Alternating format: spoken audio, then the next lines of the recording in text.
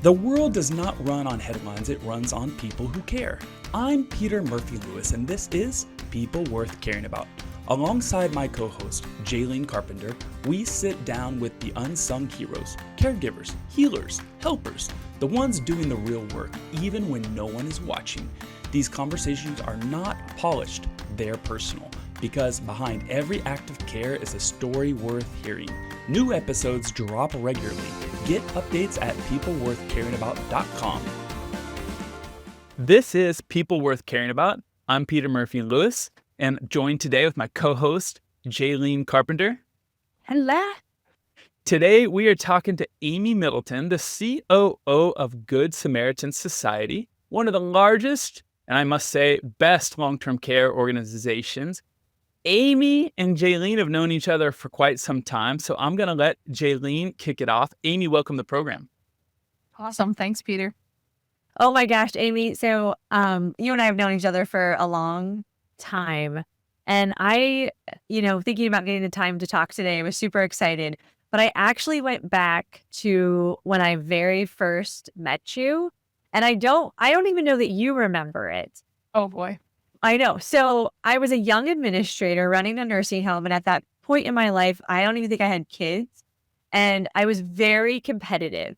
And there was an open house at South Lake Village. And they were introducing you.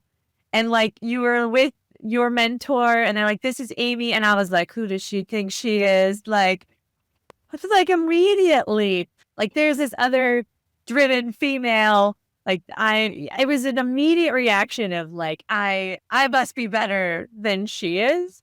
And now you're one of the most amazing people that I know. And I have this horrible, sickening feeling that was my first reaction to reading you. But I think initially it's because I could tell like, oh, this lady, like she is here, like she is dedicated, like she's not messing around. So I don't know if you remember the first time you met me, but that was what stuck out when I first met you.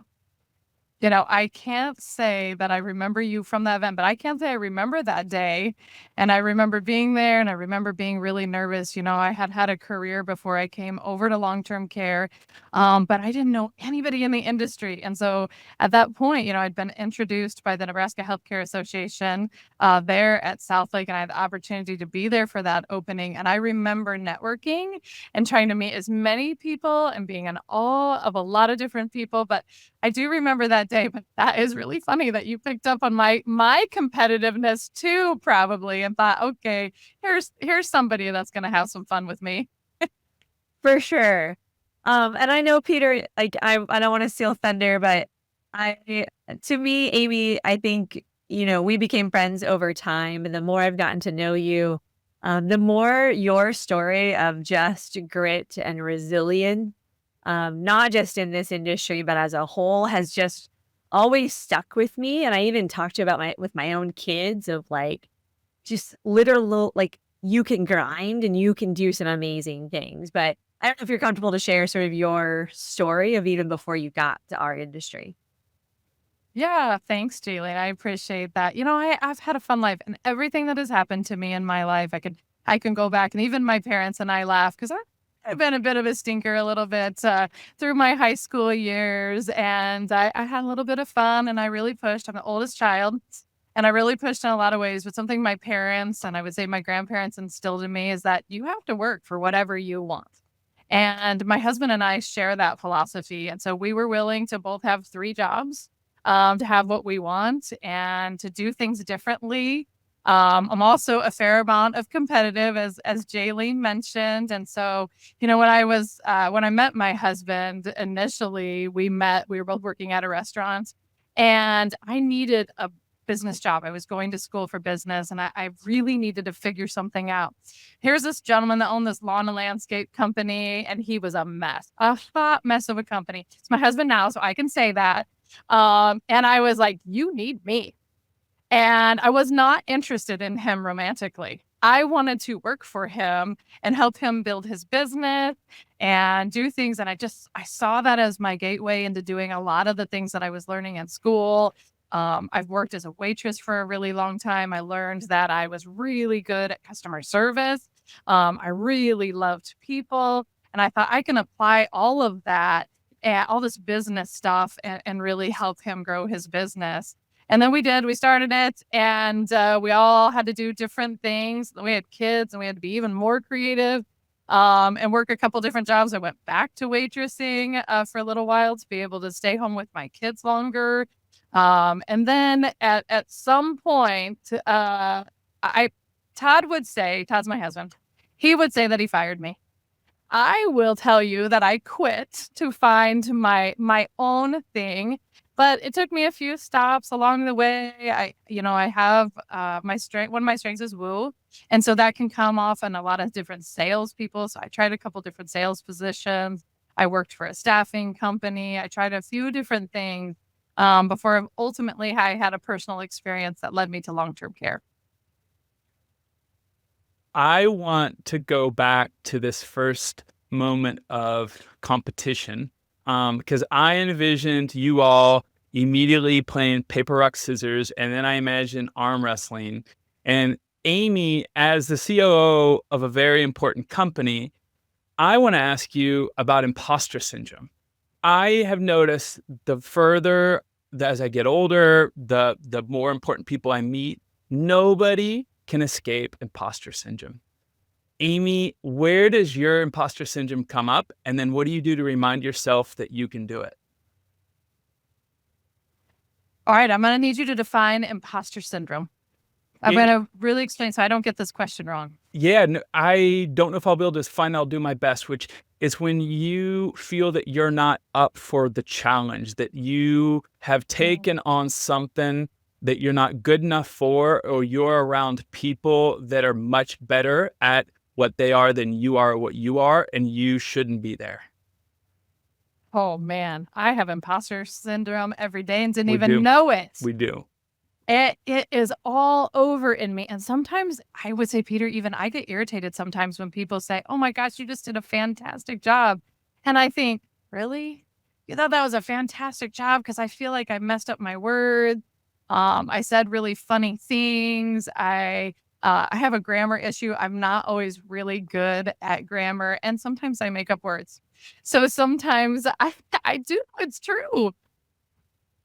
And so I get up and I have that complex, and I get really nervous before things as well. And so it always is interesting to me to see it from other people's eyes, and they'll say, "Oh my gosh, you're such a natural speaker."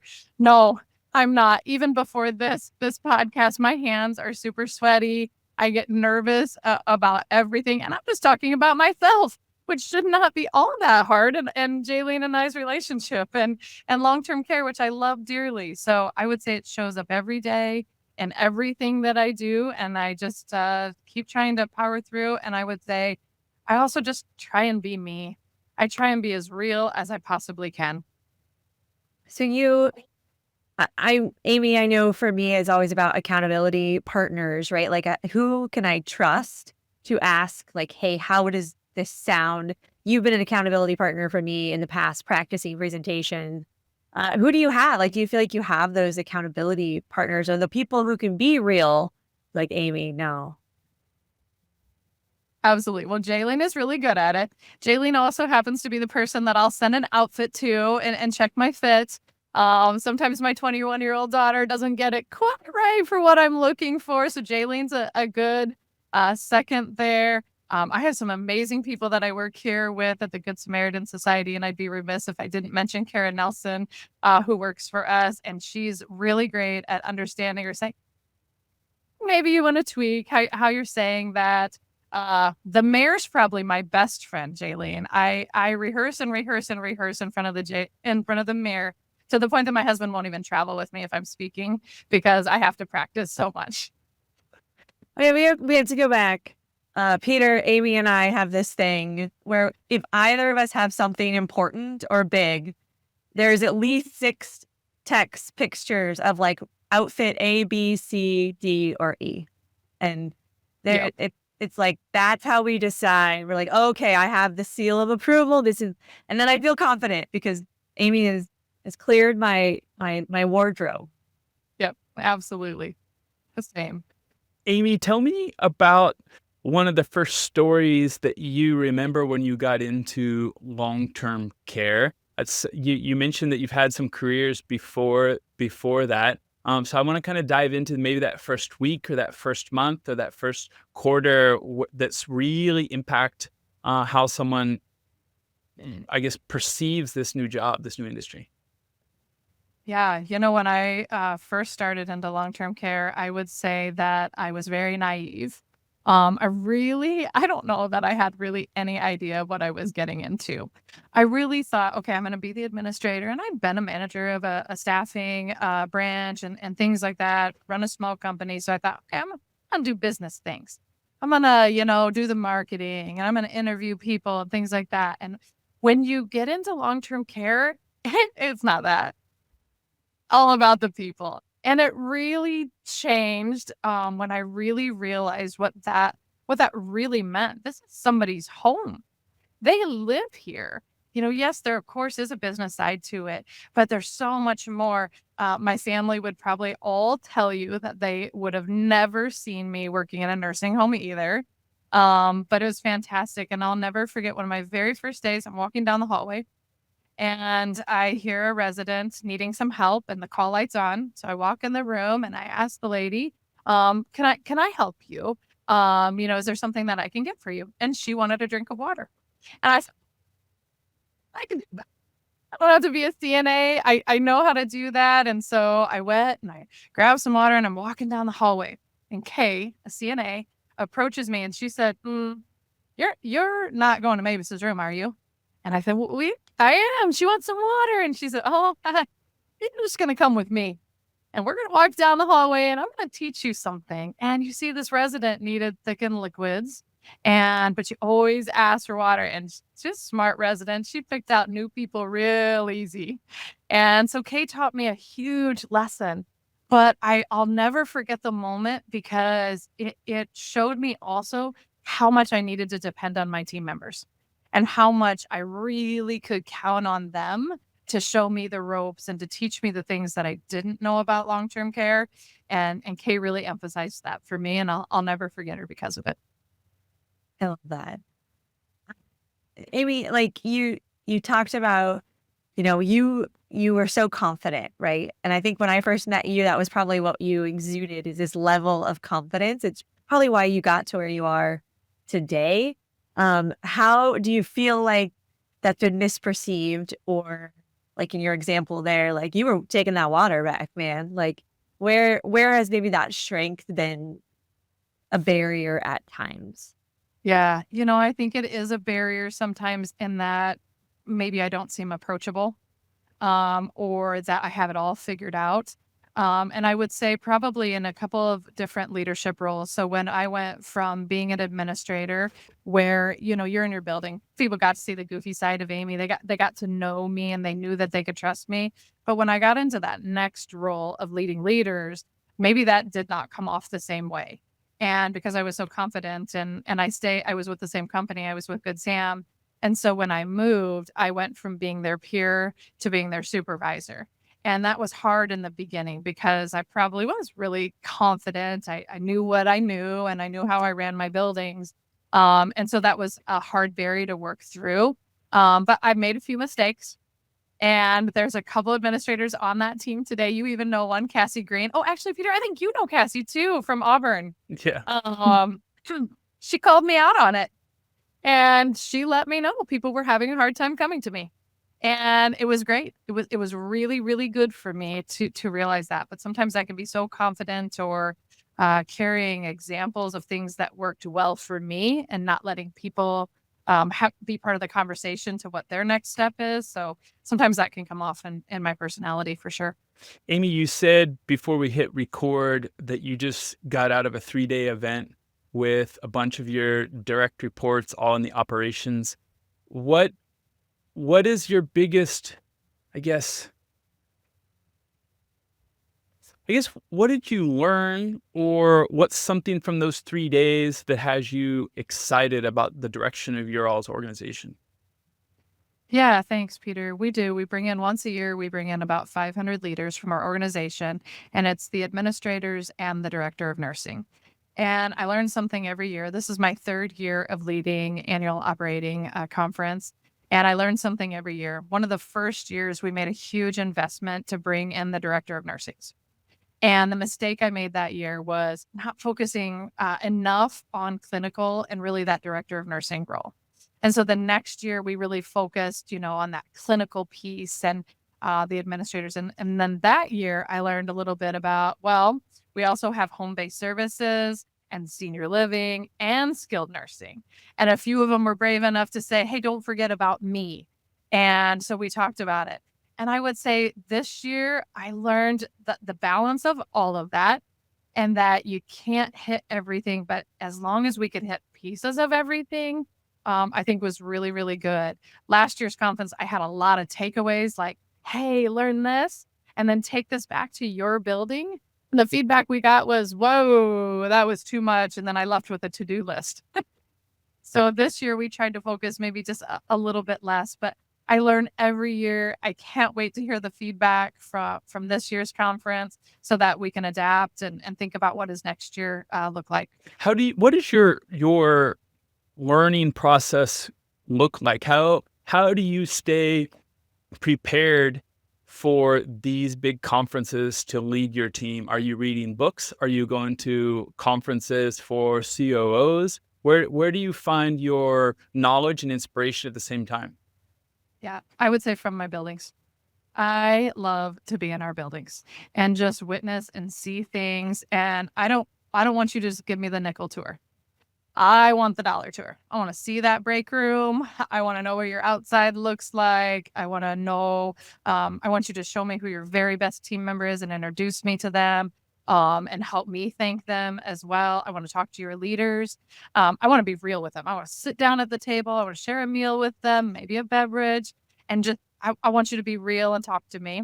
I also have an administrators council that I meet with every single month. And so there's an administrator from every single region. And our chief nursing officer also has a nursing one as well. And we really, really use those councils. So a lot of the decisions that I make, I'm putting in front of them. And well, I've told them to be real, but they are a really real group. And they will tell me that doesn't feel right. We got to rethink that, or you at least have to rethink your messaging, Aimee, as you take that out. And I think those things help me stay very, very connected. And I give everybody permission. You can call me at any time. My cell phone's out there anywhere. You call me and we can have a real conversation about just about anything. And that does help, I do believe. One last question. Sorry, Peter. One last question before I pass it back to you, Jaylene, because I love to talk to, I think, two types of people in my life, engineers and COOs, just because the way they approach problems is so much different than anything that I'm familiar with. So I want to ask you, Aimee, outside of COVID, what is the hardest thing that you've ever had to face? And walk me through something specific. What was challenging about it? What mistake did you make? How did you come out? I would say the workforce challenge has been probably the single most, and it's not gone. It's still very, very real. But I would say even more, maybe balancing the workforce challenges with financial stability. Those were some of our hardest times coming out of the COVID pandemic, not having the people, our reliance on agency. That was tough. It was really, really tough because we couldn't afford it. So we had to think about how can we come out of this and what does that look like? And how can I help leaders understand that? Because I think they felt very overwhelmed and like nothing that they could do could change that. And so we worked really, really hard on investing in our leaders initially and saying, we are here to walk alongside you. Let us help you with some of those tools. We had a lot of fun with it in developing super teams in every building and really having them find the people in their team that were going to help them. Grassroots efforts. How do you connect? How do you retain your employees? We had each of them develop their own 90-day bubble wrap. And that, I think it was so hard for me, and Jaylene can probably attest to this, but it was so hard to not be the doer. because I could do it. I could probably go into any building and I could woo it up and really have a lot of fun, but I'd have to be there every single day. So I think for me, that was challenging to help leaders through that and not just do it for them or create everything for them. But I'm really proud to say that we've reduced our agency significantly, by over 40%, in just 2 years. And so I know that it's working, right? We still have some work to do, but that is definitely working. So many questions, Aimee, that comes to mind. But going back to you said, being in the building is what, how you really stay connected. You have been in the building in some really difficult situations. And can you tell the story? I believe that you actually flew into a hurricane to go and hunker down at a facility. And what was that? What was that like? I mean, what did that all entail? All the hurricanes, they're so fun. When I took this job, and it sounds great, you're over 22 different states. And, I thought, oh, this would be great. I could travel to all these different states. But you don't realize when you're from Nebraska, you don't realize what a hurricane means. I'm not a Floridian by any means.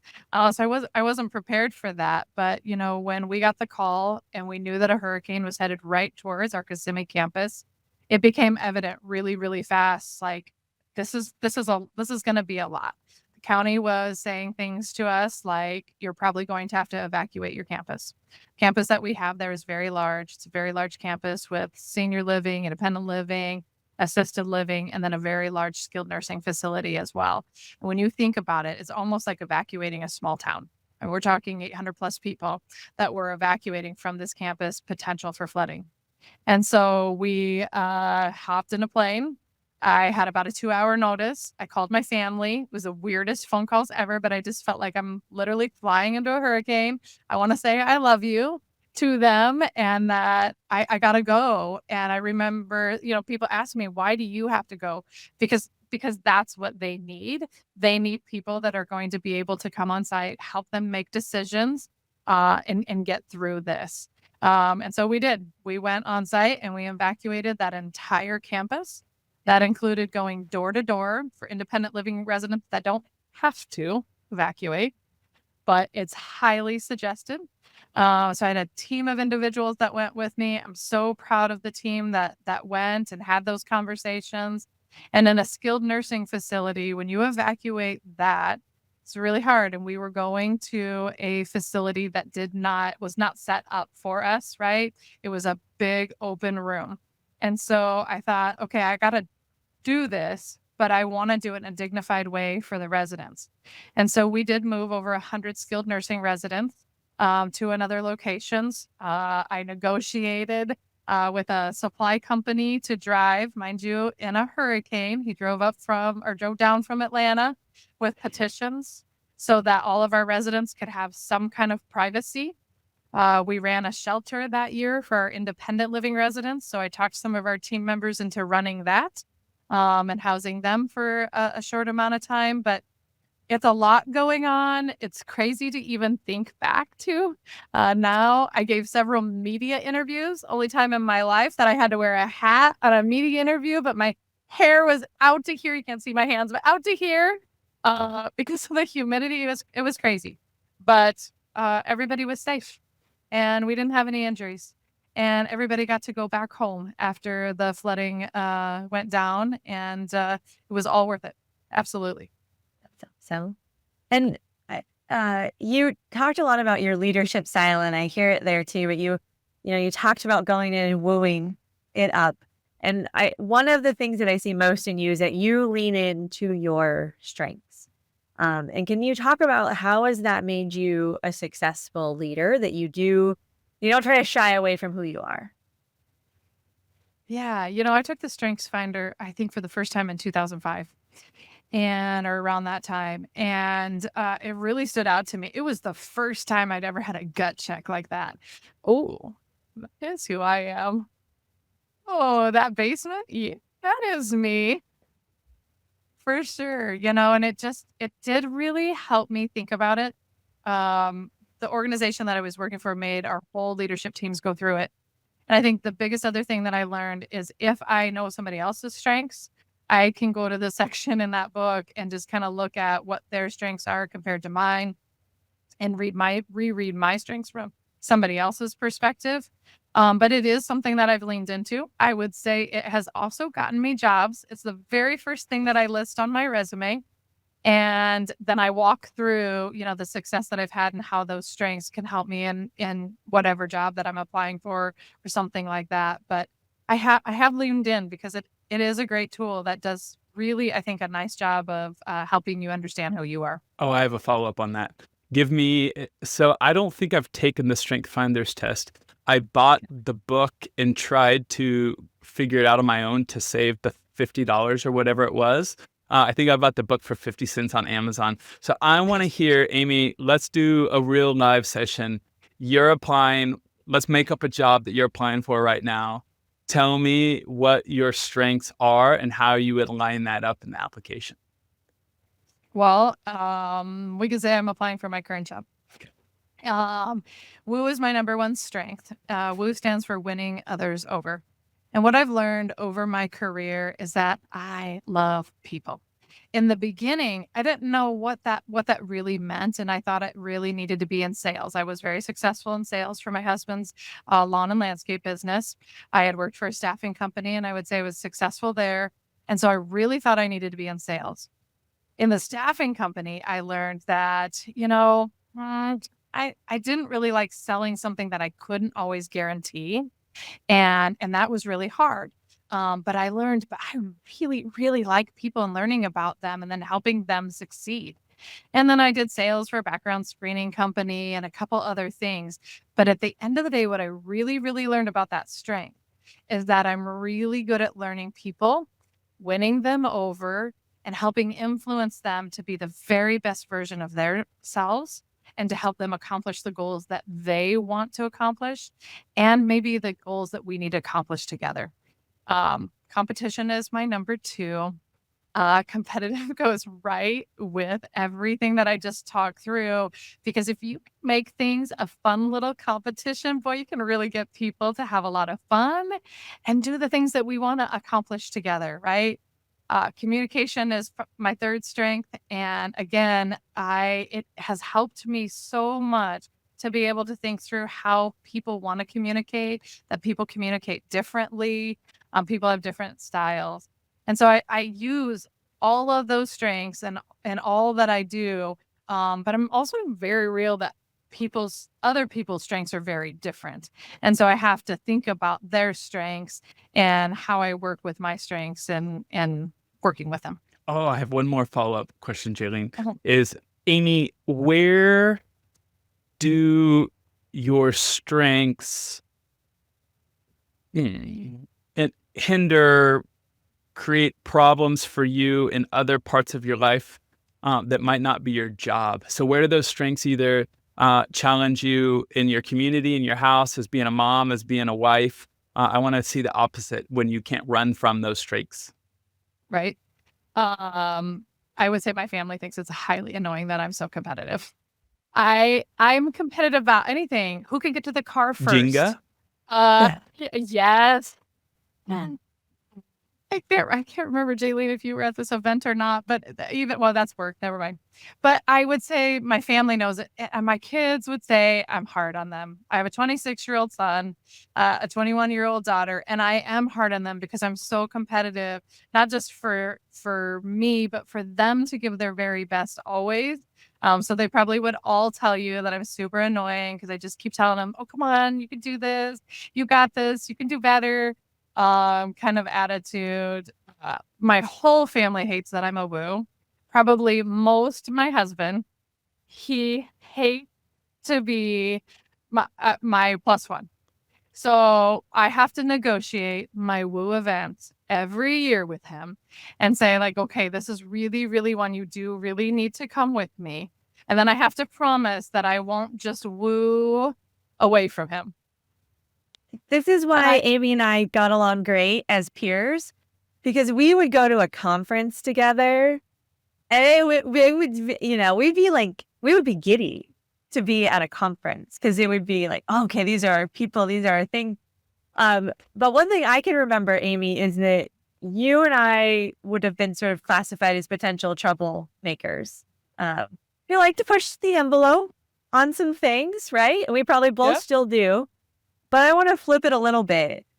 How do you handle your troublemakers? How do you handle those who want to push and maybe want to go faster than what you can go, or they want to try something different? It's hard when you're part of a big organization to Yes. have some like-minded troublemakers. So how do you handle that, being a former current troublemaker, out of the box person? Right? Karma, man, does it get you sometimes. I think, yeah, I think I remember being on the other side of this conversation. But you're right, Jaylee. And I guess I would say that I do try and be as real as I possibly can.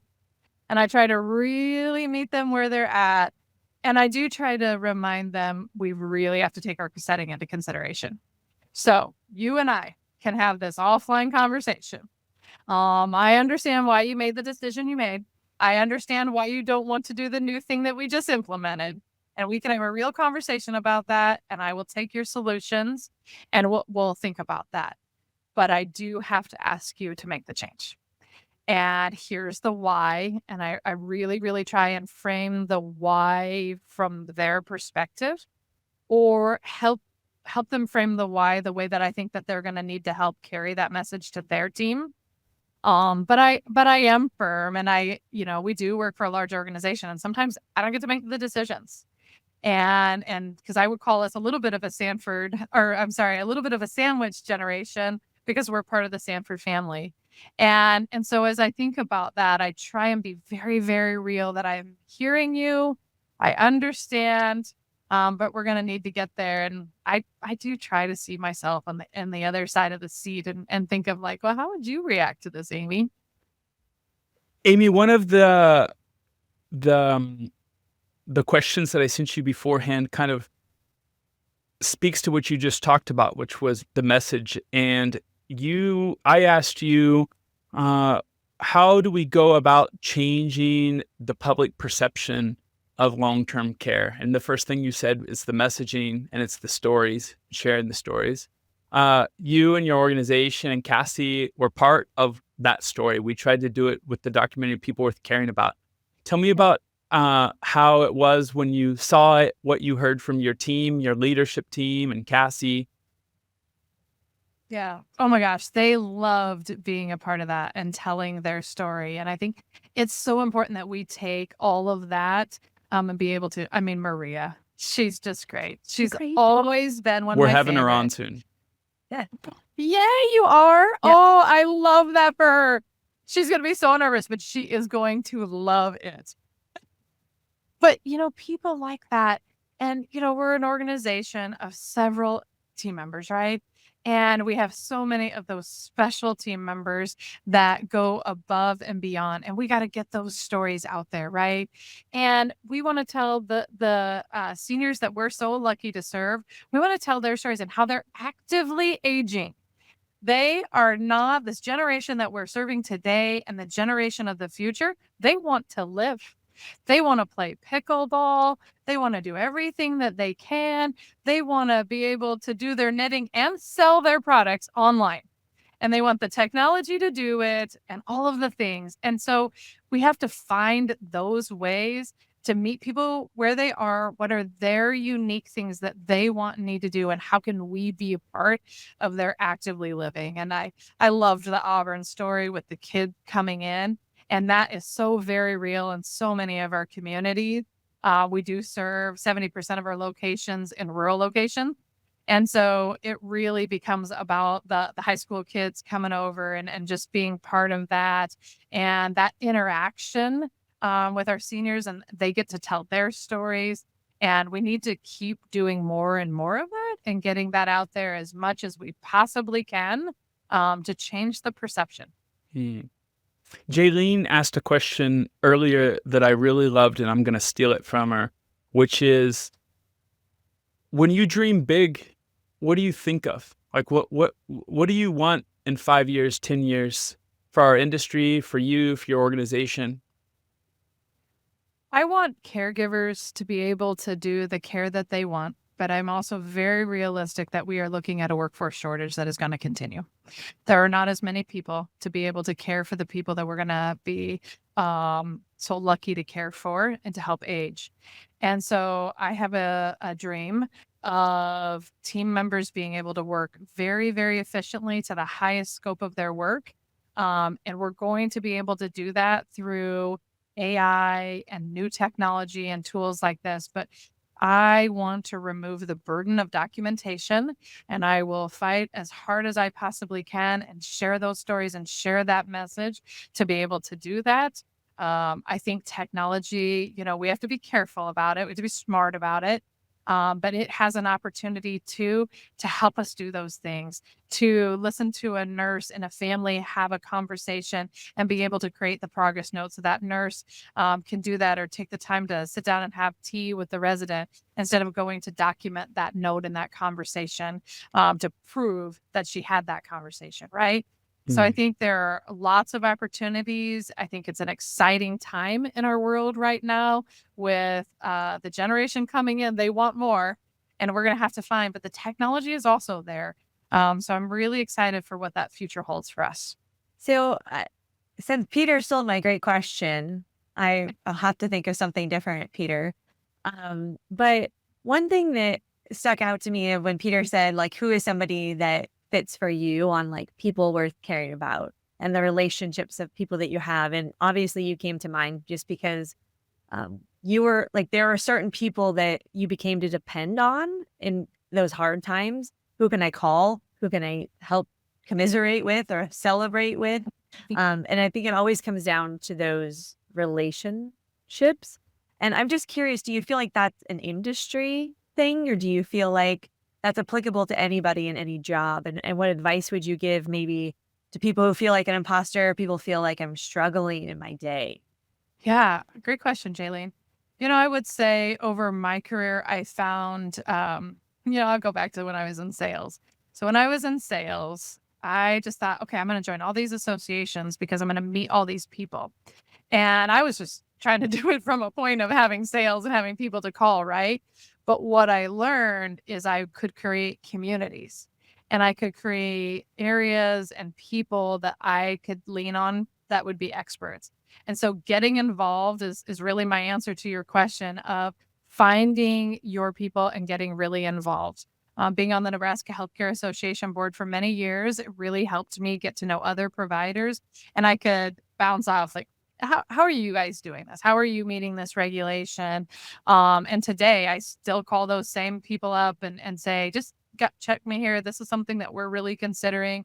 How is this going for you? And so my advice to anyone needing that would be find an association of similar peers, or just go tour other locations. And maybe it doesn't even have to just be our industry, but maybe you're doing something else, but asking another similar company. People are usually very willing to just have that conversation and have somebody else to bounce things off. But that would be my advice. I want to wrap it up, Aimee, by asking a question that I ask myself a lot, which is, what advice would you give to your younger self? I would say enjoy every stage, Aimee. And it's okay to make mistakes. I've had some points in my career where I've doubted myself. I've made some mistakes. I was pretty hard on myself through some of those times. So I would go back and say, because I know it today, so I can sit back and look at my experiences today and say, we were so silly to just be so worried about that back then. But back then, I really was really, really hard on myself, and I was really stressed. And so I would say just learn from everything, enjoy every single moment, and just know you're learning and you're building your future self. And I would say it to myself today so that I can continue, because my future self is still in 5 to 10 years, to just enjoy every moment and to keep learning, because it just keeps getting better and better. Appreciate your time, Aimee. You are one of the reasons that we started this project, the documentary, and this podcast, People Worth Caring About. You're one of those people.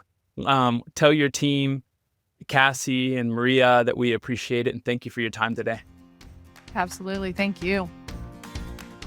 That's a wrap on People Worth Caring About, born from the documentary, built to keep the stories going. Shout out to Nebraska Healthcare Association and Jaylene Carpenter for helping launch it, and to Ohio and New Mexico for making future seasons real. Watch the docuseries online or at peopleworthcaringabout.com. And if this episode meant something to you, leave a review. It matters. Take care of yourself and the people worth caring about.